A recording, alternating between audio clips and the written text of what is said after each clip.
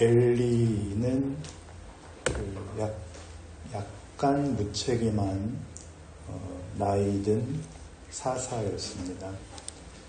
사사기 할 때 사사죠. 이스라엘은 아브라함부터 이어지는 족장 시대를 지나서 하나님께서 세우시는 사사들이 다스리던 시대가 왕이 세워지기 이전까지 계속됩니다. 한나가 기도하여 낳은 하나님이 주신 아이, 하나님이 이제 이스라엘에게 왕국을 허락하고 하나님이 하시려는 일을 이제 제대로 증거할 구약의 대표적인 인물로 다윗을 세우시기 위해 사무엘을 준비하셨는데 그 사무엘을 이 엘리 밑에 보냅니다. 엘리는 그 두 아들 홈니와 비느하스가 이 아버지 백을 믿고 못되게 굴고 그래서 여러 가지 사고를 치면서 악명이 자자했던 그런 집안이었습니다. 그 못된 두 아들에 대한 기록이 2장 12절 이하에 이렇게 끼워져 있고 그래서 저주를 받고 그래서 다음 장에 가면 이제 4장에 가면 홈니와 비느하스도 죽고 엘리도 죽습니다. 그리고 사무엘이 그 뒤를 이어 책임 있게 일을 하고 또 사무엘상 8장에 가면 사무엘도 늙고 그의 아들 요엘과 아비야가 이제 사사가 되었으나 그들은 또 아버지 같지 않고 성경의 표현대로 하면 이익을 따라 뇌물을 받고 판결을 굽게 행하여 결국 사사시대를 마감하는 그런 자식들이 됩니다. 우리가 놀라는 것은 하나님께서 일하시는 구약의 이런 역사가 이처럼 우리의 기대와 다르다는 것이죠. 사무엘이 태어나는 집안, 교육과정, 그리고 그의 인생 여정들에 우리가 보기에 뭔가 위대한 면이 있어야 되는데 그런 조건들은 하나도 없는 곳에서 하나님은 일을 하십니다. 사무엘에게 찾아오시고 사무엘이 하나님의 말씀을 듣고는 또 아멘 하는 게 아니라 또 놀라서 엘리에게 찾아가는 그런 소동을 벌이는 것이 오늘의 본문입니다. 그리고 마침내 하나님의 말씀을 듣게 되고 그날부로 이제 엘리는 사실상 이제 레임덕을 넘어 데드덕으로 면직이 되는 셈이죠. 이런 식의 우리의 기대와는 다른 역사가 증언하는 인생을 향한 하나님의 일하심에 대해 우리는 어떻게 이해해야 될까요? 성경이 소개하는 하나님은 어떤 조건과 어떤 역사 배경 속에서 이렇게 각 개인의 한계와 우리의 기대와 전혀 다른 그런 조건들을 조합하여 일하시는가? 어떻게 당신의 뜻을 그 안에 담으시는가를 성경이 말하는 식으로 이해하지 못하면 우리는 우리의 현실, 우리의 인생을 신앙으로 살아낼 수가 없기 때문에 오늘 이 본문이 가지는 의미는 매우 큽니다. 인류의 역사를 살펴보면 역사는 이해할 수가 없다라는 것이 모든 역사가들의 증언입니다. 역사학자인 야콥 부르크하르트라는 분이 세계 역사의 관찰이라는 책을 썼습니다. 왜 관찰이라고 말을 하느냐 하면은 역사는 해설을 할 수가 없다는 것이죠. 일어난 일을 이렇게 설명할 수가 없고 그냥 관찰할 수밖에 없는 게 역사라는 것이죠. 그리고 또 하나의 역사에 대한 평은 역사는 반복된다는 거죠. 뭐가 반복되죠? 실패를 반복하죠. 역사 속에 들어와 있는 한 개인의 인생도 마찬가지입니다. 인생은 이해가 안 됩니다. 예수를 믿으면 이해가 될까요? 믿음이 좋으면 이해가 될까요? 되죠. 그렇게 쉽게 말씀하신다면 성경을 다 외운다고 하는 것 같은 허세입니다. 성경은 모르는 게 정상이고 인생은 이해가 안 되는 게 정상입니다. 아주 쉬운 예로 왜 주일날 교회 안 오면 마음 한구석이 불편한지, 그럼 반대로 그 속이 불편한 것을 왜 하나님은 해소시켜 주시지 않는지, 내가 가진 헌신과 이렇게 경건한 의욕들이 왜 만족되지 않는지 우리는 알지 못합니다. 그렇게 빌고 그렇게 감동하고 그렇게 헌신하게 만들어 놓고 그리고 아무 일도 안 일어납니다. 성경이 바로 그 얘기를 하고 있습니다. 사무엘에게 이제 하나님이 하실 일을 생각해 볼 때 사무엘이 처한 그 자리는 이렇게 불편하고 희한하고 말이 안 되는 엘리 밑에 보내집니다. 거기서 하나님의 음성을 듣게 됩니다. 거기서 사사로 살게 됩니다.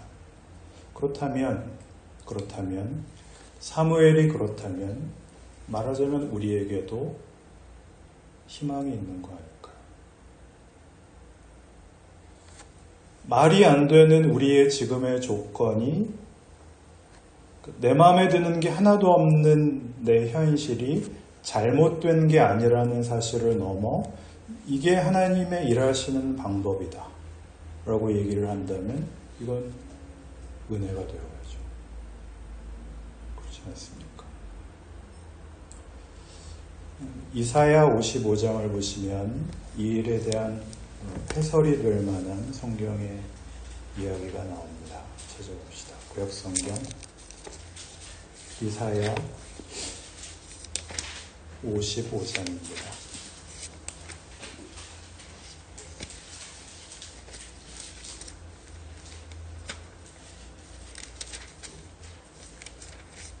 이사야 55장 6절 1036페이지입니다. 제 성경으로 이사야 55장 6절 6절부터 8절까지 여기는 한번 같이 읽죠. 시작.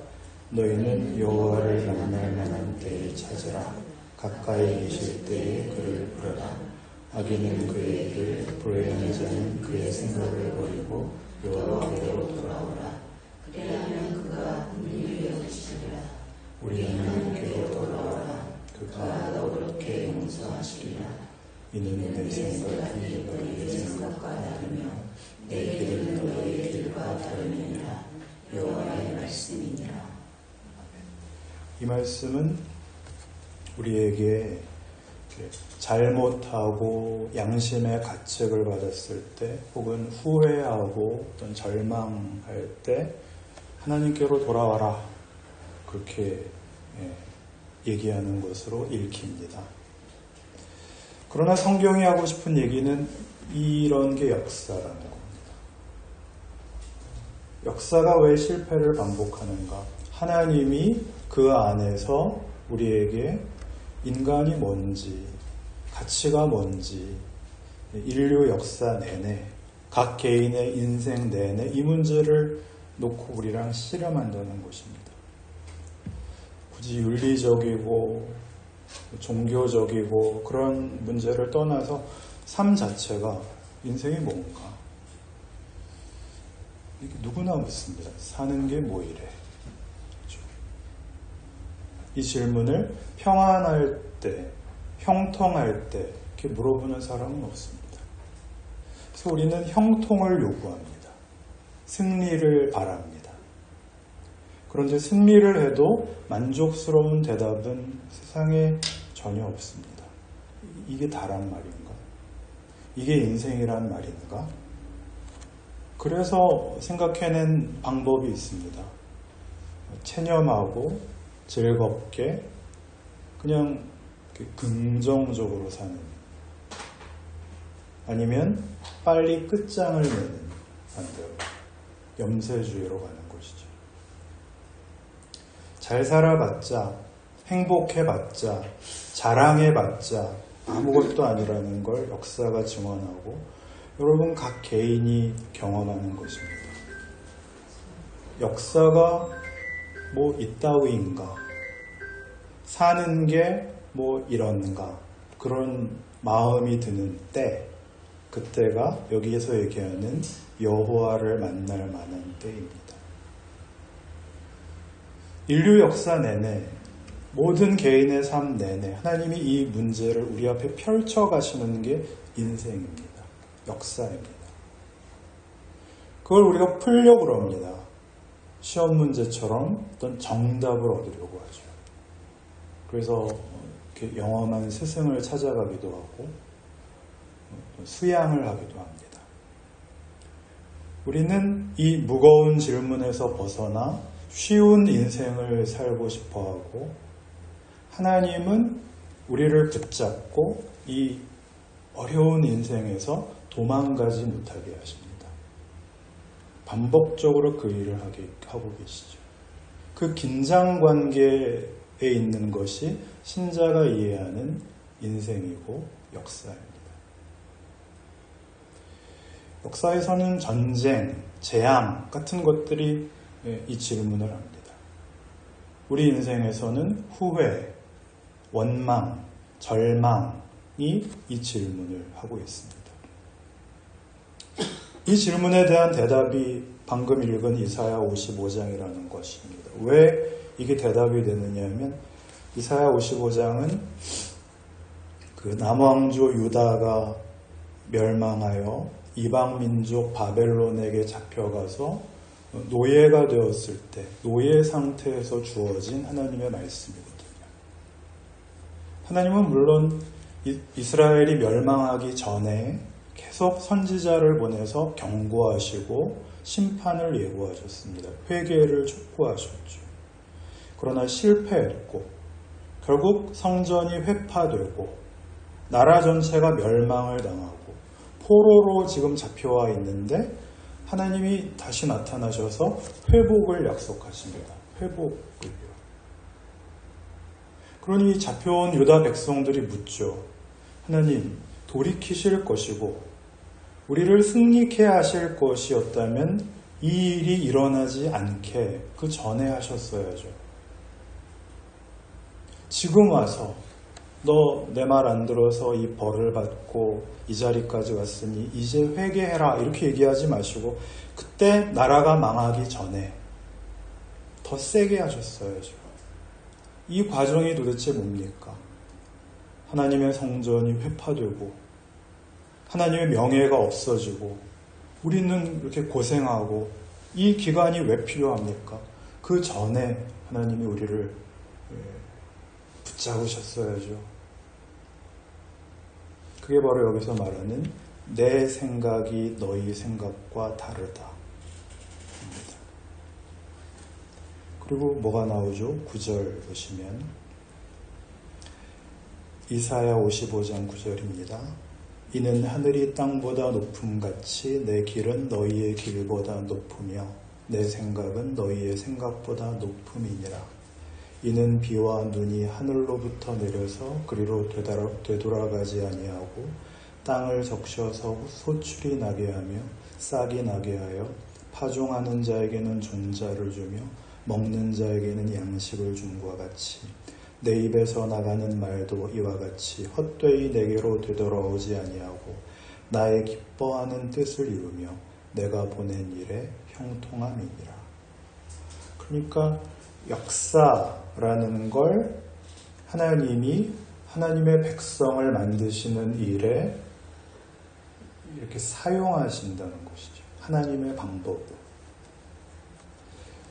재앙이 일어나지 않게 하고 실패가 일어나지 않게 하고가 아니라 그의 백성들이 하나님의 뜻을 순종하며 자기네들의 길과 하나님의 뜻에 그 마음 깊은 납득과 항복을 가지는 그런 기간으로 쓰시는 것, 그것이 역사, 더 직접적으로는 시간이라는 것입니다. 우리는 흠이 없는 과정을 거쳐 결과에 가고 싶습니다. 그 사람은 아주 신실한 사람이야, 깨끗한 사람이야, 청렴결백하고 한 번도 잘못한 적이 없고 한 번도 낙심을 한 적이 없어 라는 어떤 완벽한 의지의 인간상을 추구하고 있는데, 하나님은 그렇게 얘기하지 않고 시간과 경우를 거쳐 우리의 실패와 후회와 한숨 속에서 내용을 만들겠다 그러십니다. 그러나 우리는 사실 이렇게 인간관계에서도 보면은요, 자기가 못난 것을 확인해 보지 않은 자와는 대화를 나눌 수가 없습니다. 그렇지 않습니까? 아니 도대체 왜 공부를 못해? 그렇게 묻는 사람하고는 대화를 할 수가 없죠. 그렇지 않습니까? 실패자의 입장에 서보지 않은 사람은 실패자의 마음을, 그 원한을, 그 슬픔을 알 수가 없습니다. 공부 잘해서 시험 잘 봐서 높은 자리에 올라간 것만으로는 이해할 수가 없는 그런 인생에 모를 일들이 얼마나 많은데, 해결이 안 되고 스스로가 납득하지 못하는 그런 일들이 얼마나 많은데, 그게 일을 한다 그럽니다. 그게 역사이고 그게 인생이랍니다. 우리는 이런 역사서의 증언을 결국 믿지 않는 겁니다. 그래서 웬만한 교회에서 목사님이 은퇴하시고 새 목사님을 뽑을 때 전부 누굴 뽑는지 아세요?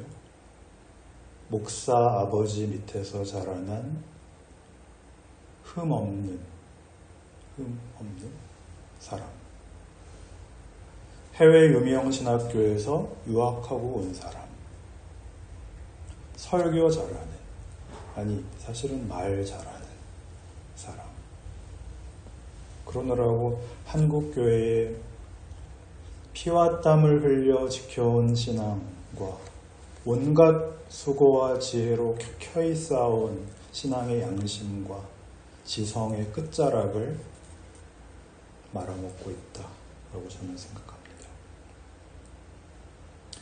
예수를 믿으면 한 줌의 후회도 없고 원망도 없고 슬픔도 없고 비극도 없는 그런 인생이 되어야 되는 줄로 알고, 그렇게 얘기하는 목사들 때문에 기독교가 뭔지 그 가장 중요한 내용에서 외면을 당하고 있습니다. 교회가 잘난 사람들의 집단같이 되어버렸습니다. 그리고 중요한 현실 얘기는 안 하는 이상의 세계가 되고는 해버렸습니다. 일상에서, 현실에서 신앙 생활을 하지 못합니다. 신앙 용어를 담은 표현, 표어와 그럴듯한 프로그램과 화려한 예배당과 유명 목사의 선언과 주장만 있고, 거기에 내가 참여하는 것으로 끝나는 것이지 자기 자신이 그 내용을 가진 인격과 실존이 되는 그런 인생을 살아내지는 못하는 것입니다. 너는 작은 교회 목사니까 그렇게 얘기하지, 그럴 수 있으니까 이 문제를 성경이 얼마나 다르게 설명하고 있는지를 한번 찾아봅시다. 신약성경 고린도전서 2장.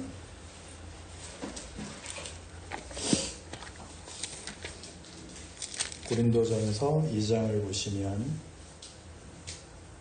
사도 바울이 고린도 교회를 이제 세우기 위해서 고린도 교회로 보냄을 받을 때 자기의 심정을 이렇게 여기에 기술해 놓았습니다. 고린도전서 2장 1절부터 5절을 한번 같이 읽죠. 고린도전서 2장 1절부터 5절입니다. 시작. 형제들아, 내가 너희에게 나아가 하나님의 증거를 전할 때에 말과 지혜를 하나도 아니하였나니 내가 너희 중에서 예수 그리스도와 그가 십자가에 못 박히신 것 외에는 아무것도 알지 않으므로 증상하였습니다. 내가 너희와 함께 들어갈 때에 약하고 부도하고 심히 떨었노라. 내 말과 내 전과함이 설득을 이루는 지혜의 말로 하지 아니하고 다만 성령의 나타나심과 능력으로 하여 너희들이 사람의 지혜에 있지 아니하고 다만 하나님의 능력에 있게 하려 하였노라. 바울이 고린도 교회에 갔을 때 그는 그들의 문화, 그들의 생활, 그들의 수준 또는 열심, 진심 그 어느 면에 대해서도 사전에 준비된 것이 없었습니다. 말하자면 우리가 생각하는 하나님의 일을 하려면 이런 것들이 준비가 되어 있어야 해 싶은 아무런 것들도 무슨 스펙도 준비되어 있지 않은 채로 하나님의 보내심을 받습니다.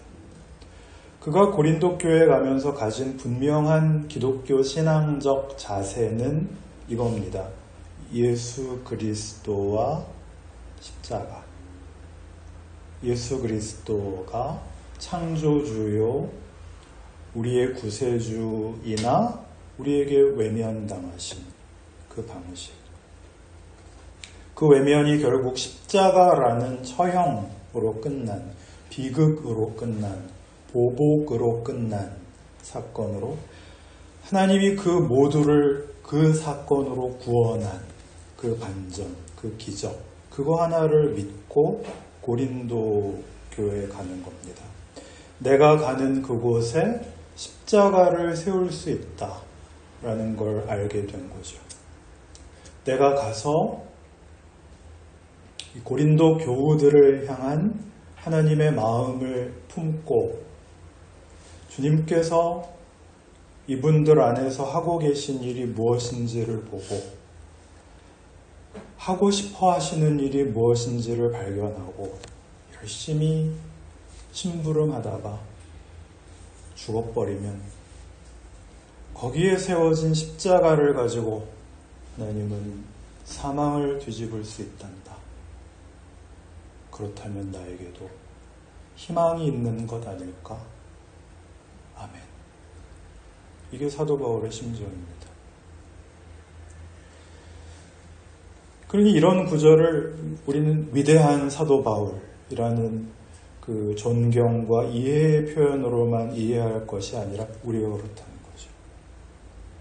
우리가 살고 있는 현실 속에서 우리는 위인이 아니며 넉넉한 자가 아니며 유능한 자가 아닙니다. 거기에 우리가 못나서 아무것도 아닌 자리에 십자가를 세울 수 있다면 우리가 죽어버려도 괜찮은 것으로 하나님이 일을 하신다고 얘기를 한다면 사무엘을 엘리 같은 좀 형편없는 그런 스승 밑에 보내서 하나님이 얼마든지 일을 하실 수 있다라고 하신다면 그러면 우리에게 포기할 인생은 없다라는 거죠. 그렇지 않습니까? 이 문제를 가장 크게 대표적으로 오해했던 자들이 바로 성경에 나오는 바리새인들이었습니다. 바리새인들은 보상의 원리를 요구했거든요. 나는 저 사람과 다릅니다. 나는 도덕적으로 신앙적으로 잘했으니까 상을 받아야 되고 저놈은 징계를 받아야 됩니다. 이렇게 됐거든요. 신앙생활 잘한 것이 무슨 잘못이겠어요. 그죠? 잘한 건 잘한 거죠. 그러나 그들은 인간이 잘한다는 게 우리가 알고 있는 도덕, 윤리, 업적의 문제가 아니라 보다 심오한 하나님의 형상이라는 영광된 존재를 라는 가능성을 차단해버린 겁니다. 그래서 예수께서 이렇게 지적을 하시죠. 화 있을진저 외식하는 서기관들과 바리새인들이여, 너희는 천국문을 사람들 앞에서 닫고 너희도 들어가지 않고 들어가려 하는 자도 들어가지 못하게 하는도다. 누구 하나가 잘나면 모두가 그 사람 때문에 위로를 받아야 됩니다.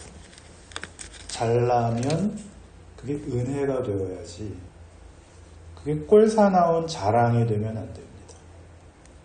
이런 건 자랑이라고 하면 안 되고 자랑질이라고 해야 됩니다. 우리 교회는 이렇게 유명한 교회야. 우리 목사님은 이런 대단한 분이야. 제가 실제로 들은 말, 우리 교회는 엘리트들만 모여. 이게 교회 안에 제일 많이 들어와 있는 생명과 은혜를 막는 참으로 무서운 시험입니다. 기독교 신앙은 잘잘못이 아닙니다. 그를 모욕한 자를 위하여 죽은 주님의 마지막 기도가 이것이었습니다. 아버지여 저들을 사하소서. 저들이 자기가 하는 일을 알지 못하나이다. 이 은혜의 기독교 신앙의 문을 닫아버리는 자리가 바로 우리 교회는 엘리트들만 모여입니다. 교회가 어떤지, 목사가 누군지, 거기에 어떤 부류의 사람들이 몇 명이 모이는지, 그게 아니고 나 하나가 현실을 사는 싸움입니다. 살아서 하나님, 이건 인생이 아닙니다. 이렇게 사는 건 아닙니다. 여기는 가치도 없고 여기는 거짓됩니다. 여기는 승리도 없고 감사도 없고 영광도 없습니다. 그걸 확인하시는 겁니다. 어디서요? 세상 속에서. 그게 성경이 그리는 역사서입니다. 하나님, 여기는 죽음밖에 없습니다. 여기는 수치밖에 없습니다. 여기는 후회밖에 없습니다. 하나님, 인간이 이래서는 안 됩니다. 구원자를 보내주십시오. 나를 구원해 주십시오. 역사와 인생에 담는 하나님의 도전입니다.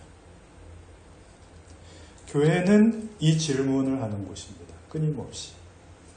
여러분은 이 질문을 받았기 때문에 여기 나와 계시는 곳입니다.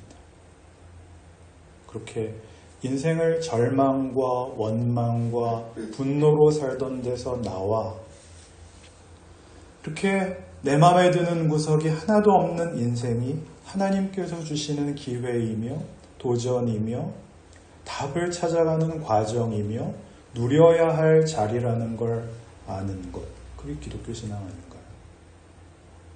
그게 우리 신자들 아닌가요? 세상 나라에서는 가진 자가 높은 자리에 앉지만 내 나라는 그렇지 않다. 그렇지 않은가요?